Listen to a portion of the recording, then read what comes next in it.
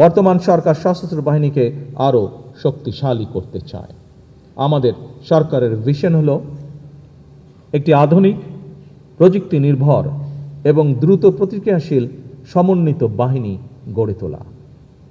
আমরা এমন সক্ষমতা অর্জন করতে চাই যা কেবল সীমান্ত রক্ষায় সীমাবদ্ধ থাকবে না, বরং আমাদের ক্রেডিবল ডিটারেন্স, সম্ভাব্য প্রতিপক্ষকে আমাদের উপরে আক্রমণ করার চিন্তা থেকে নিরুৎসাহিত করবে।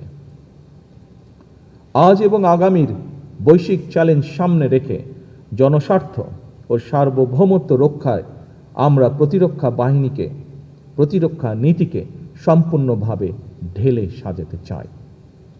সেনা, নৌ ও বিমান বাহিনীকে আরও দ্রুত প্রতিক্রিয়াশীল এবং সমন্বিত ক্ষমতা সম্পন্ন বাহিনী হিসাবে গড়ে তুলতে চাই। দেশের প্রতিরক্ষা ব্যবস্থাকে আমরা এমনভাবে উন্নত করতে চাই যাতে জাতীয় সার্বভৌমত্ব রক্ষায় একটি বিশ্বাসযোগ্য এবং কার্যকর প্রতিরোধ ক্ষমতা গড়ে ওঠে। আমরা এমন একটি আধুনিক জাতীয় নিরাপত্তা কৌশল ও প্রতিরক্ষা নীতি প্রণয়ন করতে চাই যা বাংলাদেশের বাস্তবতা, জাতীয় স্বার্থ এবং ভবিষ্যৎ হুমকিকে সামনে রেখে আমাদের নিরাপত্তা নিশ্চিন্তা হবে বাংলাদেশ কেন্দ্রিক, জনগণ কেন্দ্রিক এবং অবশ্যই রাষ্ট্রীয় মর্যাদা কেন্দ্রিক।